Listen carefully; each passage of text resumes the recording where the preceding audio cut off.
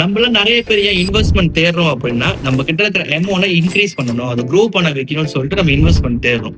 அப்ப இன்வெஸ்ட்மெண்ட்னா என்ன? இன்வெஸ்ட்மெண்ட் எத்தனை டைப் இருக்குன்னு பாத்தீங்கன்னா நிறைய டைப் இருக்கு. எக்ஸாம்பிள், நீங்க பேங்க்ல போயிட்டு நீங்க ஃபிக்ஸ்ட் டெபாசிட் போறதா இருக்கலாம், மியூச்சுவல் ஃபண்ட்ல போறதா இருக்கலாம், தங்கம், ப்ராப்பர்ட்டி, ஷேர் மார்க்கெட், நீங்க எதை எடுத்துக்கிட்டாலுமே இது எல்லாமே இன்வெஸ்ட்மெண்ட் தான் வரும்.